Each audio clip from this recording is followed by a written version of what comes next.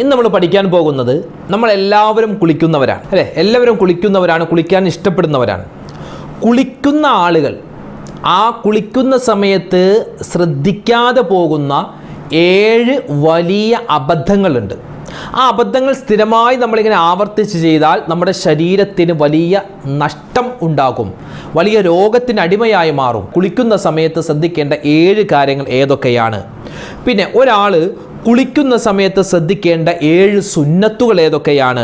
അതുപോലെ ചില ആളുകൾ ചോദിക്കും, ഉസ്താദേ രാത്രിയാണോ കുളിക്കേണ്ടത്, പകലാണോ കുളിക്കേണ്ടത്?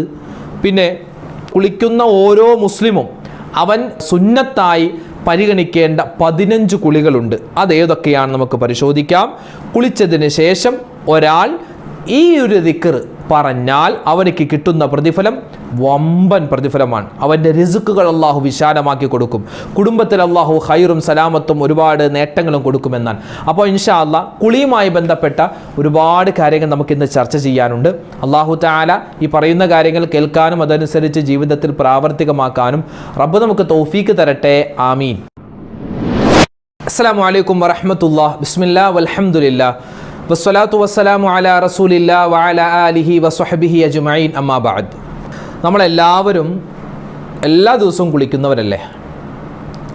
വൃത്തി ശുദ്ധി ഇസ്ലാമിൻ്റെ മുഖമുദ്രയാണ്. വൃത്തിയാവുക, ശുദ്ധിയാവുക അത് പല രൂപത്തിലാണ്.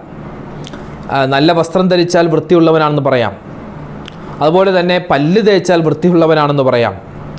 നല്ല വൃത്തിയുള്ള ഭക്ഷണം കഴിച്ചാൽ വൃത്തിയുള്ളവനാണെന്ന് പറയാം. ഒരാൾ കുളിച്ചാൽ അവന് വൃത്തിയുള്ളവനാണ്, ശുദ്ധിയുള്ളവനാണെന്ന് പറയാം. ഇവിടെ നമ്മുടെ ഇന്നത്തെ കാലത്ത് നമ്മുടെ ഡോക്ടർമാർ നമുക്ക് പറഞ്ഞു തരുന്ന നമ്മുടെ വൃത്തിയിൽ പ്രധാനപ്പെട്ട കുളിയുമായി ബന്ധപ്പെട്ട ചില അബദ്ധങ്ങളുണ്ട്. ഒരുപാട് പേര് ആ അബദ്ധങ്ങൾ ചെയ്യുന്നവരാണ്. ഇനി മുതൽ നമ്മുടെ വീഡിയോ കാണുന്ന ആരും അത്തരത്തിലുള്ള ഒരു അബദ്ധം ചെയ്യാൻ പാടില്ല. ഒന്നാമതായി നമ്മൾ കുളിക്കുന്ന സമയത്ത് ശ്രദ്ധിക്കേണ്ട പല കാര്യങ്ങളുമുണ്ട്. അതിൽപ്പെട്ട ഒന്ന്, അപ്പോൾ നമ്മൾ ഇന്ന് പറയാൻ ഉദ്ദേശിക്കുന്നത് കുളിയുമായി ബന്ധപ്പെട്ട ചർച്ചയാണ്. അതിലാദ്യമായി കടന്നു വരുന്നത് ഒരാൾ കുളിക്കുന്ന സമയത്ത് ശ്രദ്ധിക്കേണ്ട അല്ലെങ്കിൽ പലപ്പോഴും പറ്റിപ്പോകുന്ന 7 അബദ്ധങ്ങളാണ്. ആ അബദ്ധങ്ങൾ ഇനി ഉണ്ടാവാൻ പാടില്ല. ഒന്നാമത്തേത്, കുളിക്കുന്ന ആൾ സ്ഥിരമായി ചൂടുവെള്ളം ഉപയോഗിച്ച് കുളിക്കുക. അത് നല്ലതല്ലെന്നാണ്. വല്ലപ്പോഴും കുഴപ്പമില്ല, പക്ഷേ സ്ഥിരമായി ചൂടുവെള്ളം, എപ്പോഴും എല്ലാ ദിവസവും ചൂടുവെള്ളം, അങ്ങനെ എല്ലാ ദിവസവും ചൂടുവെള്ളത്തിൽ കുളിക്കുന്നത് നമ്മുടെ ത്വക്കിന്, നമ്മുടെ സ്കിന്നിന്, തൊലിപ്പുറത്ത് പല പ്രശ്നങ്ങളും ഉണ്ടാവാൻ കാരണമാണ്. ഇനി തണുപ്പുള്ള ഒരു പ്രദേശത്താണ് ഒരാൾ താമസിക്കുന്നത്, അല്ലെങ്കിൽ അയാൾക്ക് ശാരീരികമായ വേദനയാണ്, അതുകൊണ്ട് ചൂടുവെള്ളം ഉപയോഗിക്കുന്നു. നീർക്കെട്ട് ശരീരത്തിലുണ്ട്, അപ്പോൾ അത് മാറാൻ ഉപ്പിട്ട് നമ്മൾ ചൂടുവെള്ളത്തിൽ കുളിക്കുന്നൊരു പരിപാടിയുണ്ട്. അങ്ങനെയുള്ള ഒരു സമയത്ത് ഒഴിച്ച് ബാക്കി സമയങ്ങളിൽ നമുക്ക് പച്ചവെള്ളത്തിൽ കുളിക്കലാണ് ഏറ്റവും അഭികാമ്യമെന്ന് ഇന്നത്തെ ഡോക്ടർമാർ പറയുന്നു. അത് ഞാൻ നിങ്ങൾക്ക് പറഞ്ഞു തന്നു എന്ന് മാത്രം. നല്ല ഫ്രഷ്നെസ് കിട്ടാൻ പച്ചവെള്ളത്തിലാണ് കുളിക്കേണ്ടതെന്നാണ്. ശരീരത്തിന് നല്ല ഒരു ആരോഗ്യം കിട്ടാൻ, ഒരു ഫ്രഷ്നെസ്, ഒരു ഉത്സാഹം, ഉന്മേഷം ഉണ്ടാവാൻ അത് ചൂടുവെള്ളത്തിലല്ല പച്ചവെള്ളത്തിലാണ് കുളിക്കേണ്ടത് എന്നാണ് നമുക്ക് ശാസ്ത്രം പറഞ്ഞു തരുന്നത്. സ്ഥിരമായിട്ട് ചൂടുവെള്ളം ഉപയോഗിക്കാതെ വല്ലപ്പോഴും ഉപയോഗിച്ചാൽ കുഴപ്പമില്ല കേട്ടോ. രണ്ടാമത്തേത്, സോപ്പിൻ്റെ അമിതമായ ഉപയോഗം. ഇത് കുളിക്കുന്നവർക്ക് പറ്റുന്ന മറ്റൊരു അബദ്ധമാണ്. നല്ല കെമിക്കൽ ചേർത്തിട്ടാണ് എല്ലാ സോപ്പുകളും നിർമ്മിക്കുന്നത്. ആ സോപ്പിന് മണം കിട്ടാനും മണത്തിന് വേണ്ടിയും പതക്ക് വേണ്ടിയും നിറത്തിന് വേണ്ടിയും ഒക്കെ എന്തുപയോഗിക്കാറുണ്ട്? അമിതമായി കെമിക്കലുകൾ ഉപയോഗിക്കാറുണ്ട്. സോപ്പിൻ്റെ അമിതമായ ഉപയോഗം കാരണം മുഖത്തിനൊരു തിളക്കം അല്ലാഹു തന്നിട്ടുണ്ട്. ആ തിളക്കം നഷ്ടപ്പെട്ടു പോവാൻ കാരണമാണ്. ചില ആളുകൾ 5 നേരം വുളു എടുക്കും, 5 നേരവും സോപ്പിട്ട് മുഖം കഴുകും. അത് പാടില്ല, അങ്ങനെ ചെയ്യാൻ പാടില്ല. പിന്നെ അതുപോലെ തന്നെ സോപ്പെടുത്ത് നേരിട്ട് തലയിൽ ഉരച്ച് കഴുകുന്ന ആളുകളുണ്ട്. സോപ്പ് വെച്ച് തല ഇങ്ങനെ നേരിട്ട് ഉരച്ച് കഴുകുന്ന ആൾ, അങ്ങനെയും ചെയ്യാൻ പാടില്ല. മുടി കൊഴിച്ചിലുണ്ടാകും, മുടിയുടെ ആ തിക്നെസ് നഷ്ടപ്പെടും. അതുപോലെ തന്നെ സ്ത്രീകളാണെങ്കിൽ മുടി പൊട്ടിപ്പോകുന്ന ഒരവസ്ഥ ഉണ്ടാകും. അതുകൊണ്ട് കയ്യിൽ നമ്മൾ സോപ്പ് എടുത്ത് നല്ലപോലെ പതപ്പിച്ചിട്ടായിരിക്കണം തലയിൽ തേൽക്കേണ്ടത്. സോപ്പ് നേരിട്ട് തലയിലേക്ക് തേക്കാൻ പാടില്ല എന്നാണ് നമുക്ക് ഡോക്ടർമാർ പറഞ്ഞത്. അതുപോലെ തന്നെ മുഖത്തും സോപ്പെടുത്ത് മുഖത്തിങ്ങനെ തേക്കരുത്. ആ സോപ്പ് കുറച്ച് എടുത്ത് കയ്യിലിങ്ങനെ വെച്ച് പതപ്പിച്ചിട്ട് വേണം മുഖത്ത് നമ്മൾ തേക്കാൻ. പിന്നെ മുഖത്തും ശരീരത്തും നമുക്ക് സ്വാഭാവികമായ ഒരു ഓയിലി മയം, എണ്ണമയം ഉണ്ട്. അത് വേണമെന്ന് നമ്മുടെ ശരീരത്തിന് തിളക്കം കൂട്ടാനും നമ്മുടെ സ്കിന്നിൻ്റെ ആരോഗ്യത്തിനും ആ ഒരു ഓയിലി വേണം. പക്ഷേ നമ്മൾ എത്രമാത്രം സോപ്പ് അമിതമായി ഉപയോഗിക്കുന്നു അത്രമാത്രം നമ്മുടെ ആ ഒരു എണ്ണമയം നമ്മുടെ ശരീരത്തിൽ നിന്നും പോവുകയും നമ്മുടെ ശരീരം വരളാൻ, തൊലിയൊക്കെ വരണ്ടു പോവാൻ അത് കാരണമാകും. അപ്പോൾ അതുകൊണ്ട് അമിതമായി സോപ്പിൻ്റെ ഉപയോഗം നമ്മൾ കുറയ്ക്കേണ്ടതാണ്. മറ്റൊരു കാര്യം, എന്നും എല്ലാ ദിവസവും ചകിരി, ഇഞ്ച, സ്ക്രബ്ബർ വെച്ച് തേച്ചൊരച്ചിലുള്ള കുളി അത് എല്ലാ ദിവസവും നല്ലതല്ല. നമ്മുടെ എക്സീമ എന്ന് പറയുന്ന ഒരു അസുഖം ഉണ്ടാകുമെന്നാണ്. അത് 2 ദിവസം കൂടുമ്പോൾ മാത്രം എന്ത് ചെയ്താൽ മതി, നമുക്ക് ഈ ഇഞ്ചയും അതുപോലെ തന്നെ ചകിരിയൊക്കെ വെച്ച് തേച്ചൊരിച്ച് കുളിച്ചാൽ മതി. എല്ലാ ദിവസവും അതിങ്ങനെ തേച്ചൊരച്ച് കുളിച്ചാൽ എന്താണ്, ശരീരത്തിന് പലപ്പോഴും ത്വക്ക് സംബന്ധമായ രോഗങ്ങൾ ഉണ്ടാവാൻ കാരണമാണ്. പിന്നെ നല്ല വേർതിരിക്കുന്ന സമയത്തൊക്കെ ഈ കക്ഷത്തിൻ്റെ സ്ഥലത്തും അതുപോലെ തന്നെ കാലിൻ്റെ ഭാഗത്തും ഗുഹ്യഭാഗത്തൊക്കെ നമുക്ക് സോപ്പ് ഉപയോഗിക്കാം. അതുപോലെ തന്നെ തേച്ചൊരിച്ച് കഴുകാം. അത് 2 ദിവസം കൂടുമ്പോഴാണ് നല്ലത്. എല്ലാ ദിവസവും ആ പണി ചെയ്താൽ എന്താണ്, നമ്മുടെ ത്വക്കിനത് കേടാണ്. മറ്റൊന്ന്, നമ്മുടെ വെള്ളം ശേഖരിക്കുന്ന ടാങ്ക് ഉണ്ടല്ലോ, വെള്ളം ശേഖരിക്കുന്ന ടാങ്ക്, അതുപോലെ തന്നെ പൈപ്പ്, നമ്മുടെ ഷവർ, അതൊക്കെ 6 മാസത്തിൽ ഒരിക്കലെങ്കിലോ അല്ലെങ്കിൽ ഒരു വർഷത്തിൽ ഒരു പ്രാവശ്യമെങ്കിലോ അതൊക്കെ ഒന്ന് ക്ലീൻ ആക്കൽ നല്ലതാണ്. പലപ്പോഴും ഫംഗസ് ഉണ്ടാകും, ബാക്ടീരിയ ഉണ്ടാകും, പൂപ്പലുണ്ടാകും, പായലുണ്ടാകും. ഇതൊക്കെ പല രോഗങ്ങളും ഉണ്ടാക്കും. അതുകൊണ്ട് കുളിക്കുന്ന ആളുകൾ ശ്രദ്ധിക്കുക. ആ കുളിക്കുന്ന സമയത്ത് നമ്മുടെ ഷവറിലൂടെ വരുന്ന വെള്ളം അതൊരു ടാങ്കിലായിരിക്കുമല്ലോ നമ്മൾ സ്റ്റോറേജ് ചെയ്ത് വെച്ചിരിക്കുന്നത്. അപ്പോൾ ആ ടാങ്ക് ഒന്ന് പരിശോധിക്കൽ പ്രത്യേകം നല്ലതാണ്.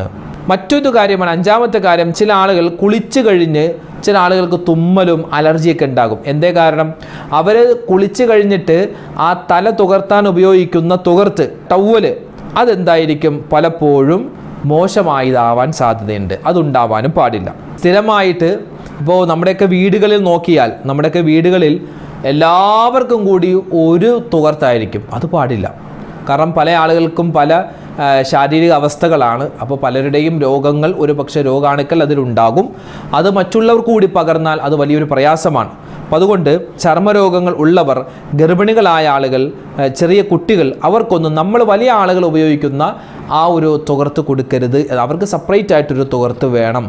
കാരണം ഓരോ ആളുകൾക്കും വ്യത്യസ്തമായ ശാരീരിക പ്രകൃതിയാണ്. ഇപ്പോൾ നമ്മുടെ വീട്ടിൽ എല്ലാവരും കൂടി ഉപയോഗിക്കുന്ന തോർത്തുണ്ടെങ്കിൽ അത് 2 ദിവസം കൂടുമ്പോൾ തന്നെ ശ്രദ്ധിച്ചാൽ മതി, അതിനൊരു വഴുവഴുപ്പും ഒരു പ്രത്യേക സ്മെല്ലും ഉണ്ടാകും. അപ്പോൾ അതുകൊണ്ട് എല്ലാവരും കോമൺ ആയി ഉപയോഗിക്കുന്ന ആ ഒരു ടവല്, നമ്മൾ ടർക്കി, അത് ഉപയോഗിക്കാതിരിക്കലാണ് നല്ലത്. മറ്റൊരു കാര്യം, മുഖത്ത് ചകിരിയിട്ട് തേക്കുക, ഇഞ്ചിയിട്ട് ചകിരിയിട്ട് തേക്കുന്ന ആളുകളുണ്ട്. അത് വേണ്ട.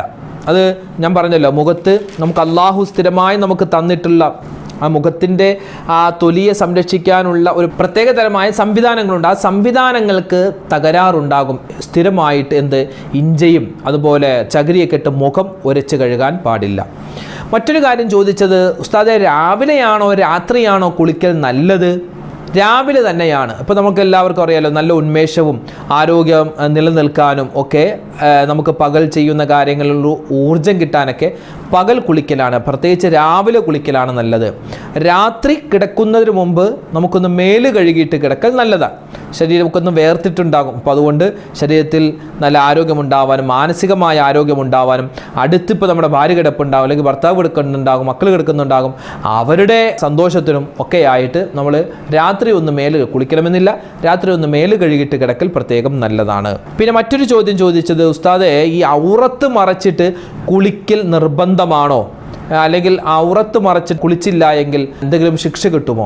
നമ്മളെ എപ്പോഴും ഔറത്ത് മറച്ചിട്ടായിരിക്കണം കുളിക്കേണ്ടതും ബാത്റൂമിലൊക്കെ പോവേണ്ടതും. അത് പ്രത്യേകം ശ്രദ്ധിക്കേണ്ട കാര്യമാണ്. അപ്പോൾ ആരും കാണുന്നില്ലല്ലോ എന്ന് വിചാരിച്ച് നമ്മൾ എപ്പോഴും നഗ്നനായി നിൽക്കരുത്. കാരണം ഇന്നല്ലാഹ ഹയ്യുൻ കരീം, അല്ലാഹു തആല മാന്യനായ നാണമുള്ളവനാണ്, ലജ്ജയുള്ളവനാണ്. അല്ലാഹ് എപ്പോഴും നമ്മളെ നോക്കിക്കൊണ്ടിരിക്കുമല്ലേ. അപ്പോൾ അതുകൊണ്ട് ലജ്ജ വേണം, അതുകൊണ്ട് ലജ്ജ ഉണ്ടാവണം. പിന്നെ കുളിക്കുന്നതിന് മുമ്പ് വുളു എടുക്കൽ നിർബന്ധമാണോ ഉസ്താദേ? നിർബന്ധമൊന്നുമല്ല, സുന്നത്താണ്. ആ കാര്യം പ്രത്യേകം ശ്രദ്ധിക്കുക. ഇസ്ലാമിൽ കുളിക്കൽ നിർബന്ധമുണ്ട് ചില സമയത്ത്, സുന്നത്തുണ്ട് ചില സമയത്ത്. 6 സമയത്ത് കുളിക്കൽ നിർബന്ധമാണ്. ഒന്നാമത്തേത് മനീയ് പുറപ്പെടുക, ശുക്ലം പുറപ്പെടുക. അത് സ്വപ്നസ്ഖലനത്തിലൂടെയാവട്ടെ അല്ലാതെയാവട്ടെ മനീയ് പുറപ്പെട്ടാൽ കുളിക്കൽ നിർബന്ധമാണ്. മറ്റൊന്ന് സംയോഗം ചെയ്യുക. സംയോഗം ചെയ്യുമ്പോൾ ശുക്ലം പുറപ്പെടട്ടെ പുറപ്പെടാതിരിക്കട്ടെ, സംയോഗം ചെയ്താൽ അവിടെ കുളിക്കൽ നിർബന്ധമാണ്. മൂന്നാമത്തേത് ആർത്തവരക്തം പുറപ്പെടുക. ആർത്തവരക്തം കുറഞ്ഞത് ഒരു രാത്രിയും പകലുമാണ്. മീഡിയം ലെവൽ, സാധാരണ ലെവൽ 6-7 ദിവസം, കൂടിയത് 15 ദിവസമാണ്. അപ്പോൾ ആ ഒരു സമയത്തും കുളിക്കൽ നിർബന്ധമാണ്. നാലാമത്തേത് പ്രസവരക്തം. കുറഞ്ഞത് പ്രസവരക്തത്തിൻ്റെ ഒറ്റ സെക്കൻഡാണ്. സാധാരണ 40 ദിവസമാണ്, കൂടിയത് 60 ദിവസമാണ്. ഈ സമയത്തൊക്കെ നമ്മൾ കുളിക്കൽ നിർബന്ധമാണ്. ആ കാര്യം പ്രത്യേകം ശ്രദ്ധിക്കുക. കുളിക്കൽ സുന്നത്തായ 15 സമയങ്ങളുണ്ട്. ഒന്നാമത്തേത് ജുമാക്ക് വേണ്ടി കുളിക്കുക. നമ്മളിപ്പോൾ പറഞ്ഞു ജുമാക്ക് വേണ്ടി കുളിച്ചാലും എപ്പോൾ കുളിച്ചാലും നീയത്ത് എന്താണോ അത് നമ്മൾ മറന്നു പോകരുത്. പ്രത്യേകിച്ച് ആർത്തവ സമയത്ത് കുളിക്കുന്ന ആളുകൾ, ആർത്തവ കുളി അല്ലെങ്കിൽ പ്രസവ കുളി, ജനാബത്തിൻ്റെ കുളിയൊക്കെ കുളിക്കുന്ന സമയത്ത് പ്രത്യേകം നീയത്ത് വെക്കണം. വലിയ അശുദ്ധിയിൽ നിന്നും ശുദ്ധിയാവാൻ ഞാൻ കുളിക്കുന്നു എന്ന് നീയത്ത് വെക്കലാണ് ഏറ്റവും നല്ലത്. ഇൻഷാ അല്ലാഹ് ആ ഒരു നീയത്ത് മാത്രമേ പറയുന്നുള്ളൂ. ഒരുപാട് നീയത്തുകൾ പറഞ്ഞാൽ പിന്നെ നമുക്കത് സംശയമാകും. വലിയ അശുദ്ധിയിൽ നിന്ന് ശുദ്ധിയാവാൻ ഞാൻ കുളിക്കുന്നു എന്ന് നീയത്ത് വെക്കുക. അപ്പോൾ ജുമഅക്ക് വേണ്ടി കുളിക്കൽ പ്രത്യേകം സുന്നത്താണ്. അത് സ്ത്രീകൾ, ഇപ്പോൾ ഉസ്താദ് ഞങ്ങൾ പള്ളി പോകുന്നില്ലല്ലോ, നിങ്ങൾക്കും കുളിക്കൽ സുന്നത്താണ്.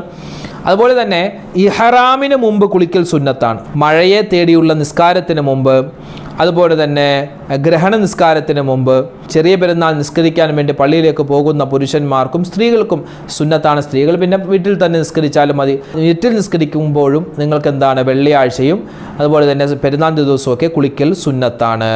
ഇഹ്റാമിന് മുമ്പ് നമ്മൾ പറഞ്ഞു, മുസ്ദലിഫയിൽ നിൽക്കുന്നതിന് മുമ്പ്, അറഫയിൽ നിൽക്കുന്നതിന് മുമ്പ് മയ്യത്തിനെ കുളിപ്പിച്ച ആൾ കുളിക്കൽ സുന്നത്താണ്. പിന്നെ ഇഅ്തികാഫിനെ കരുതിയ ആളുകൾക്ക് കുളിക്കൽ സുന്നത്താണ്. റമദാനിലെ എല്ലാ രാത്രിയിലും കുളിക്കൽ സുന്നത്താണ്. അതുപോലെ ഹിജാമ കൊമ്പ് വെക്കൽ കർമ്മം ചെയ്തവർക്ക് സുന്നത്താണ്. അതുപോലെ തന്നെ യാത്ര കഴിഞ്ഞ് വരുന്ന സമയത്ത് കുളിക്കൽ സുന്നത്താണ്. അതുപോലെ ഇസ്ലാമിലേക്ക് ഒരാൾ കടന്നു വന്നു, പുതു ഇസ്ലാമിയാണ്, അയാൾക്കും കുളിക്കൽ സുന്നത്താണ്. പിന്നെയോ ഭാര്യയുമായിട്ട് ചേർച്ച ഉദ്ദേശിച്ചാൽ ആ സമയത്തും കുളിക്കൽ എന്താണ് സുന്നത്താണ്. അപ്പോൾ ഇതുപോലെ സുന്നത്തായ ഒരുപാട് സമയങ്ങളുണ്ട്, ചുരുക്കി പറഞ്ഞു എന്ന് മാത്രം. പിന്നെ കുളിക്കുന്ന സമയത്തുള്ള ചില സുന്നത്തുകൾ പറഞ്ഞു തരാം. ആദ്യം തന്നെ വുളു എടുക്കൽ പ്രത്യേകം നല്ലതാണ്. അതുപോലെ തന്നെ ഔറത്ത് മറക്കുക. ഇന്നല്ലാഹ ഹയ്യുൻ കരീം എന്ന് നമ്മൾ പറഞ്ഞല്ലോ. നമ്മുടെ ശരീരത്തിൽ എന്തെങ്കിലും നജസ്സുകൾ ഉണ്ടെങ്കിൽ ആദ്യം ആ നജസ്സിനെ നീക്കം ചെയ്യുക. മൂത്രം പറ്റിയിട്ടുണ്ട്, അപ്പോൾ അങ്ങനെയാണെങ്കിൽ ആ വസ്ത്രം കഴുകിക്കളയുക, എന്നിട്ടാവണം നമ്മൾ കുളിക്കേണ്ടത്. അത് സുന്നത്തായ കാര്യമാണ്. പിന്നെ വെള്ളം മിതമായി ഉപയോഗിക്കുക. മറ്റൊന്ന് ശരീരത്തിൻ്റെ മടമ്പുകളൊക്കെ ഒന്ന് ശ്രദ്ധിച്ച് കഴുകുക എന്നാണ്. മടമ്പുകൾ എന്ന് പറഞ്ഞാൽ ചെവിയുടെ പുറകു ഭാഗം, അതുപോലെ തന്നെ കൈമുട്ടിൻ്റെ ഈ ഭാഗം, അതുപോലെ കയ്യിൻ്റെ ഈ ഭാഗം, പിന്നെ കഴുത്തിൻ്റെ ഭാഗം, നമ്മുടെ 2 കാലിൻ്റെ അടിയുടെ ഭാഗം തുടങ്ങിയ ഒരുപാട് സ്ഥലങ്ങൾ, നമ്മൾ പൊക്കിൾ, അതൊക്കെ എന്താ സൂക്ഷിച്ച് കഴുകേണ്ട അവയവങ്ങളാണ്, സ്ഥലങ്ങളാണ്. പിന്നെ അതുപോലെ തന്നെ ശ്രദ്ധിക്കേണ്ട മറ്റൊരു കാര്യമാണ് സംസാരം ഒഴിവാക്കുക. കുളിക്കുന്ന സമയത്ത് സംസാരിക്കാതിരിക്കുക.